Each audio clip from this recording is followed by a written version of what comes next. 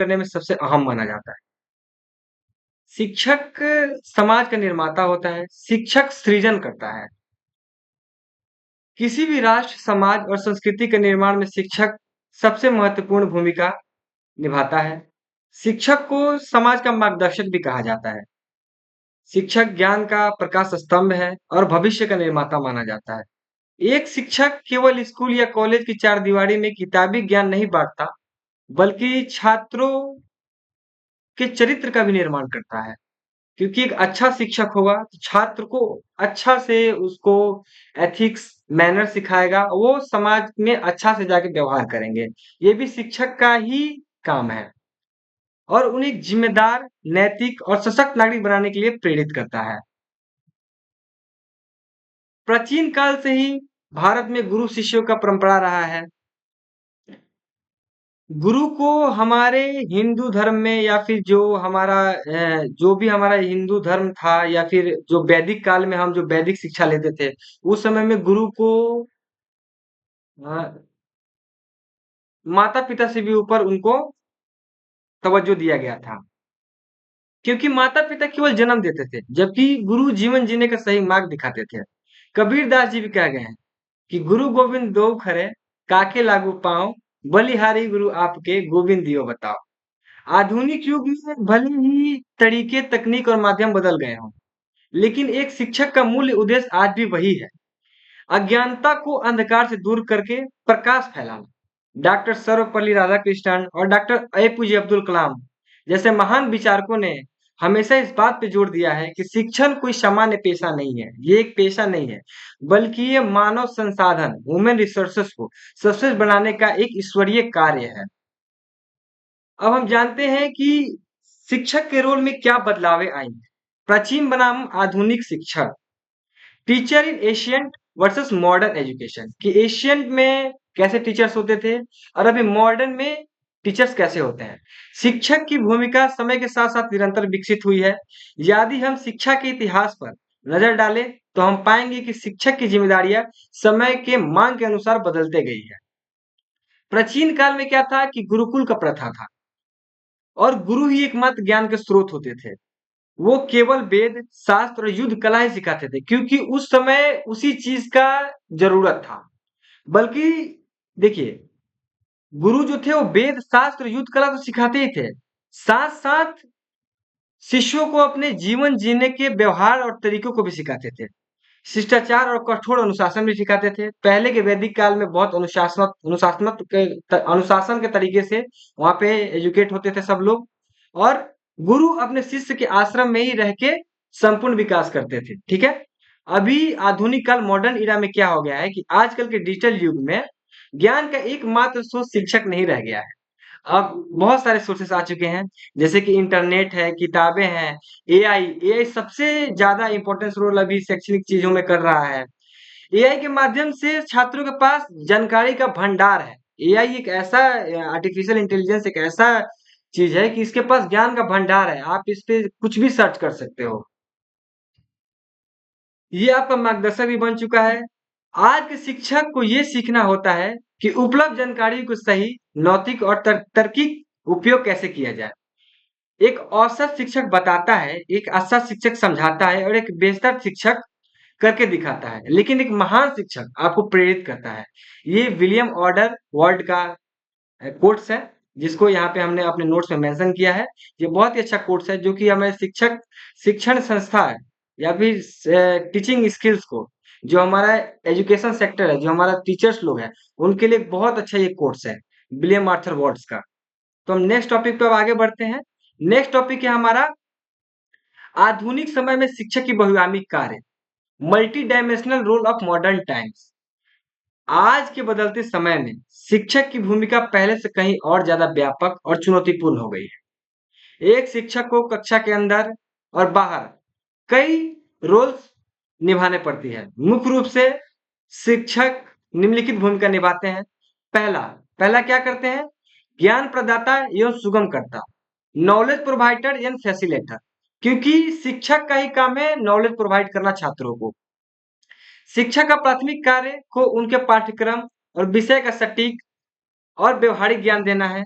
वो जटिल विषयों को सरल बनाते हैं। आजकल वो छात्रों को खुद से सीखने के लिए अनुकूल माहौल भी प्रदान करते हैं, क्योंकि छात्र एक कोरी किताब की तरह होता है और टीचर को ही उस कोरे किताब को भरना होता है।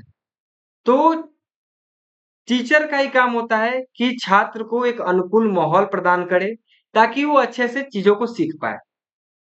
दूसरा टीचर का क्या काम होता है? मार्गदर्शक और सलाहकार, गाइड एंड मेंटोर। छात्र अक्सर अपने पढ़ाई, करियर और निजी जीवन को लेकर तनाव या असमंजस में रहते हैं। बहुत बार ऐसा होता है कि हम तनाव या अवसादग्रस्त हो जाते हैं। तो एक अच्छा शिक्षक का काम ये भी है कि वो सलाह दे, वो बिना किसी भेदभाव को छात्र को सही दिशा और लक्ष्य चुनने में मदद करे। तीसरा शिक्षक का काम होता है मनोवैज्ञानिक एवं प्रेरक, साइकोलॉजिस्ट एंड मोटिवेटर्स। टीचर का ना काम चाइल्ड साइकोलॉजी को भी समझना है। आगे के टॉपिक में चाइल्ड साइकोलॉजी का भी हमारा टॉपिक है, उस टॉपिक के बारे में भी हम जानेंगे। हर छात्र की सीखने की क्षमता अलग-अलग होती है।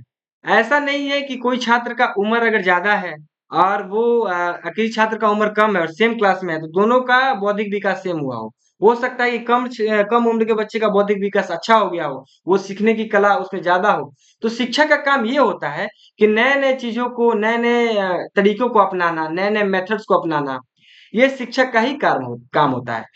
और सबसे बड़ी बात होती है कि किस स्टूडेंट में क्या स्किल्स है, उस स्किल्स को पहचानना, उसके प्रतिभा को पहचानना और उनके लक्ष्य को प्राप्त करने के लिए निरंतर प्रेरित करते रहना, ये शिक्षक का काम है। तीसरा काम क्या है? मूल्यांकन। शिक्षक न केवल पढ़ाते हैं बल्कि छात्रों के प्रगति का निरंतर और निष्पक्ष मूल्यांकन भी करते हैं। मूल्यांकन से क्या समझते हैं? मान लीजिए आप किसी स्कूल में गए और आप लगातार पढ़ा रहे हो बच्चों को और आप मूल्यांकन नहीं कर रहे हो, तो आपको समझ में नहीं आएगा कि कौन बच्चा पढ़ रहा है, कौन बच्चा नहीं पढ़ रहा है, कौन समझ में नहीं आ रहा है, किसको समझ में आ रहा है, किसको समझ में नहीं आ रहा है। तो आपको करना क्या होगा कि आप वीकली टेस्ट लोगे, आपको आइडिया लगेगा कि जो टॉपिक्स मैंने पढ़ाया, बच्चे कितना जाने, बच्चे कितना समझे, ये सब आपको मूल्यांकन करते रहना होगा। इससे आपको आइडिया लगेगा कि कितने बच्चे हमारे क्लास में समझ रहे हैं, कौन बच्चे का बौद्धिक विकास कितना है। ये सब आपको मूल्यांकन के थ्रू ही पता चलेगा। तो ये हमारा टॉपिक है। तीसरा है नेतृत्वकर्ता, लीडरशिप। एक कक्षा को संभालना एक नेतृत्व लीडरशिप का कार्य है। शिक्षक छात्रों को टीम वर्क, अनुशासन और समय प्रबंधन, टाइम मैनेजमेंट सिखाते हैं, जो कि भविष्य में कार्यस्थल को पर बहुत काम आता है। देखिए, होता क्या है कि हमारे क्लासेस में मॉनिटर का एक कॉन्सेप्ट है। मॉनिटर कॉन्सेप्ट क्यों है, आप समझे कभी? मॉनिटर कॉन्सेप्ट इसलिए है ताकि मिडिल या फिर प्राइमरी फेज में ही बच्चों में लीडरशिप क्वालिटी को एक्टिव करना, उसको लीडरशिप क्वालिटी के लिए तैयार करना, ताकि आगे चल के वो नेतृत्व कौशल उसमें हो, वो आगे चल के नेतृत्व कर सके। तो नेतृत्व कौशल को भी निखारने का काम टीचर का ही है। उसमें टाइम प्रबंधन भी है कि मान लीजिए कोई छात्र बहुत पढ़ने में तेज है, वो टाइम फॉलो नहीं कर रहा है, लेट स्कूल आ रहा है, तो उसको भी टाइम मैनेजमेंट बताना है कि नहीं बाबू, ये टाइम स्कूल का, इस टाइम पे आओ, अनुशासन से रहो। ये सब भी स्कूल का ही काम होता है सिखाना, ठीक है। अब हम चौथे टॉपिक पे आते हैं, छात्र की सर्वांगीण विकास में शिक्षक का योगदान, कंट्रीब्यूशन ऑफ होलिस्टिक डेवलपमेंट। शिक्षा का असली उद्देश्य केवल नौकरी पाना नहीं है। ऐसा नहीं है कि हम शिक्षा ले रहे हैं तो सिर्फ नौकरी पाने के लिए ले रहे हैं, बल्कि एक संपूर्ण इंसान बनना। एक संपूर्ण इंसान से समझ रहे हो आप लोग? एक संपूर्ण इंसान वही है जो समाज में अपने आप को बेहतर तरीका से स्थापित कर पाता है, अपने आप को एक रेपुटेटेड पर्सन के रूप में स्टेबल कर पाता है। वो इस यहाँ कहने का मतलब वही है कि संपूर्ण इंसान। आप अगर एजुकेटेड होगे तो आपके कम्युनिकेशंस में फ़र्क आएगा, आप अच्छा से कम्युनिकेट कर पाओगे लोगों से, आप अपने पॉइंट्स को रख पाओगे। आप किसी भी मन से अपने पॉइंट को रखोगे तो आपका पॉइंट वैलिड रखेगा रहेगा।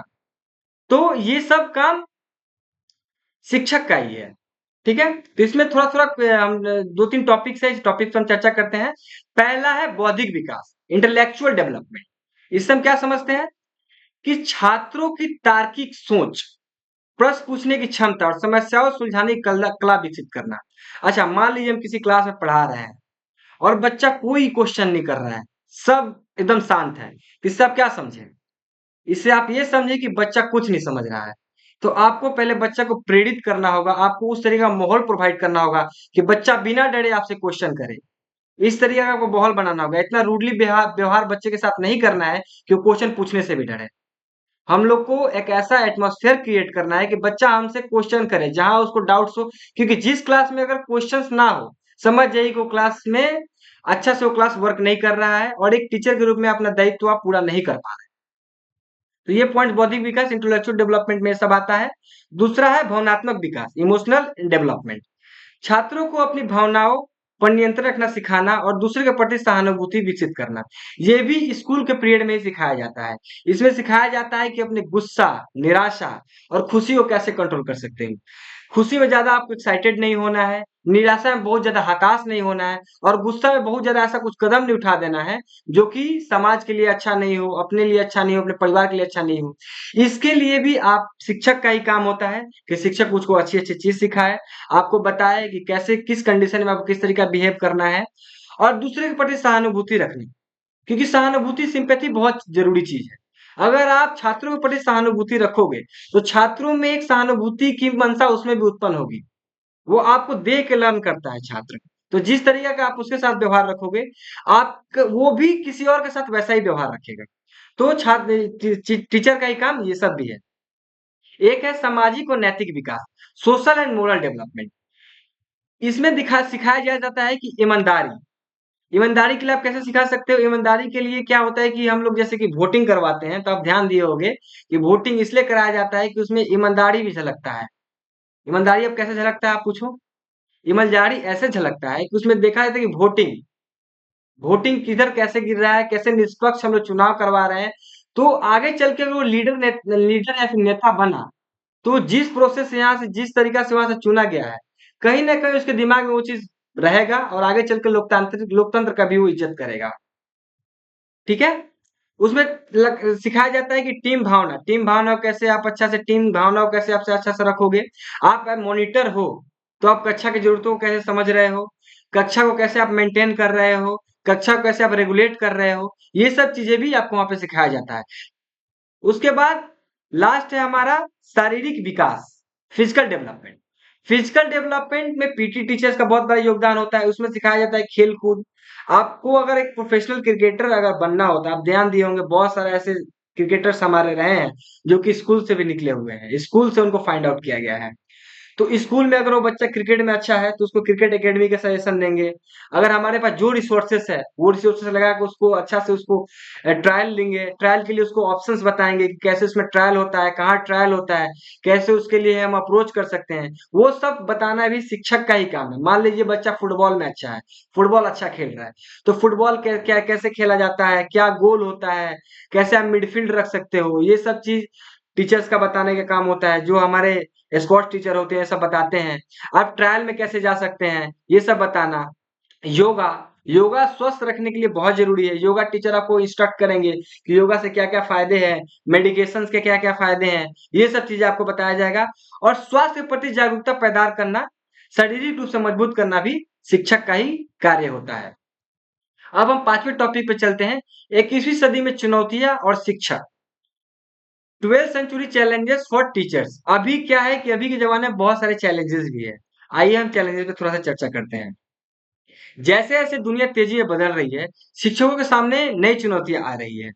इन चुनौतियों का सामना करने के लिए शिक्षकों को खुद लगातार अपग्रेड करना पड़ रहा है। तकनीकी में बदलाव, अभी क्या हो रहा है कि स्मार्ट क्लासरूम आ गया है, ऑनलाइन एजुकेशन आ गया है, चैट जीपीटी आ गया है और एआई टूल्स आ गया है। अभी बहुत सारे एआई टूल्स आ गया है जिसमें शिक्षकों को नए टेक्निक सीखने की जरूरत पड़ रही है। उन्हें छात्र को ये सिखाना है कि आप इस टूल्स को कैसे यूज करोगे। मान लीजिए कि डीप सीक आया है, तो डीप सीक का प्रॉपर यूज क्या है, आप उसको रिसर्च एनालाइज में यूज कर सकते हो। चैट जीपीटी को आप किसी भी चीज का डिटेल्स लेने के लिए आप यूज कर सकते हो। आज जैसे कि जेमिनाई है, जेमिनाई में आप वीडियो क्रिएशन कर सकते हो, फोटो क्रिएशन कर सकते हो, नोट्स क्रिएशन कर सकते हो। आप अपना खुद का बोर्ड्स कैसे आपको बनाना है, प्रॉम्प्ट कैसे डालना है, प्रॉम्प्ट क्या होता है, एआई कैसे काम करता है, एआई का मेमोरी मेमोरी अब्सॉर्बिंग कैसे होता है, ये सब चीज भी टीचर्स का ही काम होता है। टीचर्स के लिए ये बहुत बड़ा चैलेंजेस है। बहुत सारे टीचर्स खुद को अपडेट कर रहे हैं। और एज ए टीचर हमारा एक कर्तव्य होना चाहिए कि टेक्नोलॉजी से हम कदम से कदम मिला के चले, तभी हम समाज में एक बेहतर शिक्षक के रूप में अपने आप को खुद को स्थापित कर पाएंगे। ठीक है। दूसरा पॉइंट है हमारा घटता ध्यान, decreasing attention span. Social media short video के कारण आजकल छात्रों का ध्यान बहुत जल्दी भटक जाता है। शिक्षकों को कक्षा में रोचक बनाए रखना एक बहुत बड़ी चुनौती हो गई है। अभी क्या है कि रील्स का जमाना है। रील्स स्क्रॉल करते रहो, 2 मिनट में आदमी बोर हो जाता है। आप देखते होंगे कि हम लोग किसी रील्स को 2 सेकंड देखते हैं। अगर थोड़ा-सा भी एंटरटेन नहीं हो, हम सीधे स्क्रॉल करते हैं। तो टीचर का 30 मिनट का लेक्चर कोई क्यों ही सुनेगा? तो नए-नए टेक्निक्स आ रहे हैं, नए-नए चीज़ें आ रहे हैं। अभी क्या है कि पहले हम लोग पढ़ते थे तो हमारे पास बोर्ड पे बताया जाता था सब कुछ मैथ्स का। अभी मैथ्स का किट आ रहा है, मैथ किट पे बताया जा रहा है, 3D क्लासेस आ रहे हैं, अभी स्मार्ट बोर्ड्स आ गए हैं। तो आप कैसे क्लास को एंटरटेनिंग बना सकते हैं? आप कैसे छात्र और शिक्षक के बीच में कैसे आप अपने आप को उन लोगों को इतना आश्वस्त कर सकते हैं कि आप लोग कंफर्टेबल माहौल बना के आप पढ़ाइए कि बच्चे का अटेंशन आपके तरफ है। ठीक है? उसके बाद तीसरा टॉपिक है हमारा मानसिक स्वास्थ्य, मेंटल हेल्थ। अभी का जो लाइफ स्टाइल है, छात्रों में बढ़ता तनाव, डिप्रेशन और पीयर प्रेशर आजकल बहुत बड़ी समस्या है। इसके प्रति भी छात्रों को संवेदनशील होना जरूरी है। छात्रों का बढ़ता तनाव क्या है? क्योंकि अभी क्या है कि जमाना बहुत फास्ट हो गया है। अभी चैट जीपीटी का ज़माना है, बहुत ज़्यादा एक्सपेक्टेशन हम लोग के बीच में है क्योंकि अभी होड़ लगी है आगे बढ़ने की एक-दूसरे से। हम सबको एक-दूसरे से आगे निकलना है। तो इस होड़ में क्या होता है कभी-कभी हमको लगता है कि हम पीछे छूट रहे हैं। इसमें क्या होता है कि हम डिप्रेशन अवसादग्रस्त हो जाते हैं और यहाँ पे हम बोले एक वर्ड बोले थे पीयर प्रेशर। अच्छा पीयर प्रेशर से क्या समझे आप लोग? पीयर प्रेशर से क्या होता है कभी-कभी हम लोग कॉलेज में गए, फर्स्ट ईयर में गए, तो हमारे सीनियर द्वारा हमको बुली किया जाता है।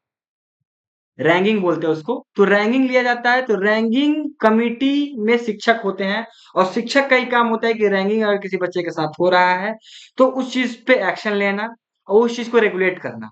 ये भी शिक्षक का ही काम होता है, ठीक है? अब थोड़ा-सा हम जान जाते हैं, नई शिक्षा नीति 2020 में शिक्षक की क्या भूमिका बताई गई है। नई शिक्षा नीति प्रणाली में शिक्षक की भूमिका को फिर से परिभाषित किया गया है। नई शिक्षा नीति के अनुसार सशक्त व्यावसायिक विकास कंटिन्यूअस प्रोफेशनल डेवलपमेंट सीपीडी।